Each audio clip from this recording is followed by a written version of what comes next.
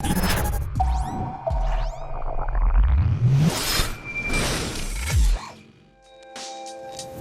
guys, my name is Xpecial. I play support for Team Dignitas, and here I'm going to be helping give you guys some tips, some hints, and just some strategy to how to play support. For support, starting items actually typically are the same items every game. You start with the Go Pretend item into some potions and the yellow trinket for wards. That pretty much never changes game from game to game. Usually at my first buy, I try to get parts for Sightstone.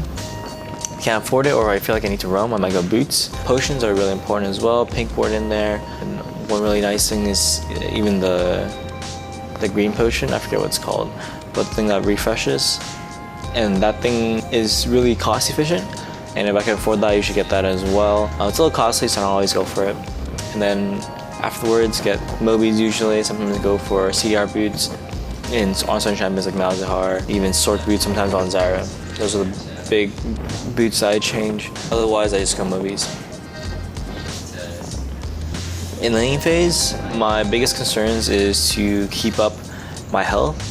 If I'm too low, that means that we can get ganked, we can get dove, we can lose TV2s obviously. Those are my primary concerns, and other than that, try out my AD carry CS as much as possible and look for kills. If laning's not going too well, I might look to roam. It really depends on the lane, my champions, and where the jungler is. Other than that, my biggest priority is to get vision out and figure out where the jungler is going to be. And if they're about to gank bottom, figure out where my jungler will be and see if he can come down. If not, play safe. Generally, just don't die. That's my biggest tip for everybody. So a good time to fight in bot lane is when you know you will win. And yes, that's really obvious, but you look at a lot of factors in those cases. First one is, where the hell is their jungler? Where the hell is your jungler? If their jungler is here and your jungler is not here, typically you don't want to fight. Sometimes you can, though, if you're like really ahead or something like that. But your jungler is here, you can pretty much take any sort of trade and just initiate a fight and hope your jungler is gonna be in position to help gank for you.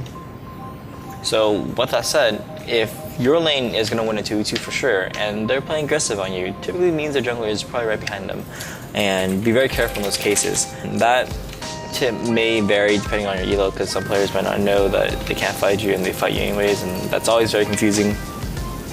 But assuming they're competent bot lane, usually as a support, you want to focus their AD carry. The reason for that is because if you use all your damage from both your AD and support on one champion, one support, and you don't kill them, typically their supports can throw some CC at you, run away, flash away, get healed by their AD carry, and their AD carry is going to do a lot of damage to your AD carry. And in many of those cases, if their AD carry all ends at that point, your AD carry dies, you don't have any damage, you lose that fight. But if you aim all your damage on the AD carry, typically you don't have enough damage to retaliate, and you win that fight or trade, or even kill them. So be very careful when aiming their support.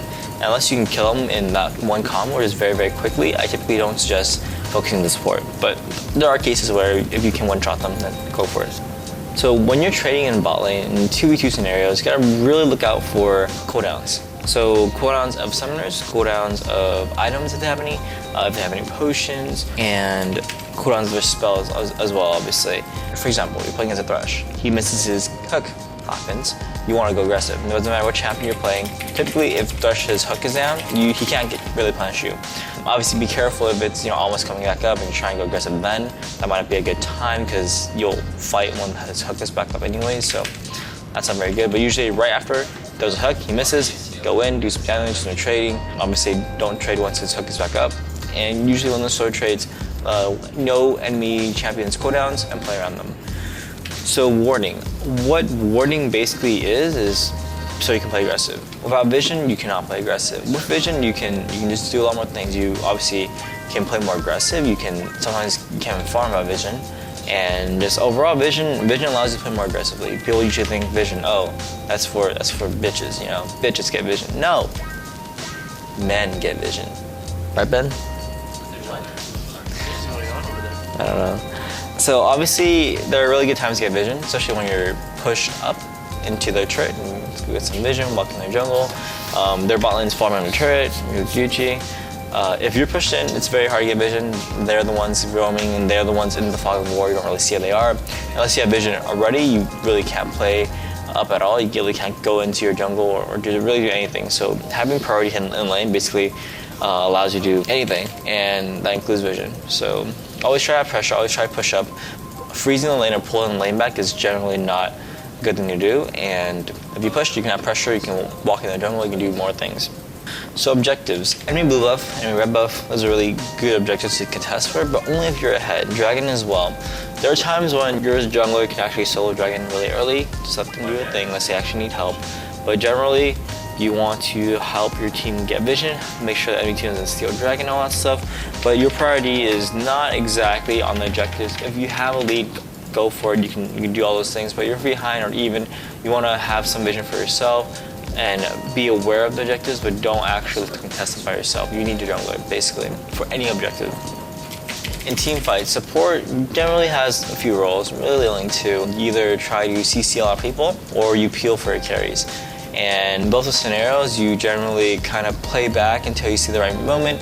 Usually you want to land it and you're CCing on as many people as possible, but there are times when you want to be the sole guy, like protecting your AD carry, protecting your mid laner, and sometimes if he's a carry as well. And support doesn't do much damage usually, unless you're building heavy AP, so your goal should never really be to do massive amounts of damage to the backline. There are cases where that isn't true, but overall supports are typically the guy that peels, makes sure that your team stays alive and is able to do their jobs. Overall support is a fairly rewarding role. It definitely depends a lot on your team. I'd say when you are playing support, you are kind of buffing your teammates. You give your team a percentage of strength. If you're playing a carry, you're more additive. You can hard carry a game, like say you need 100, say a game, for example, you need 100 points to win. And if your carries are putting in 90 points, your 20% or however good you are as support, you can help them push over that edge. But if your team is 40, like you're not gonna be able to do jack shit as a support. So that's the problem with support. But it's kind of fun where it's really rewarding if your team's doing well and you're really doing well and popping off.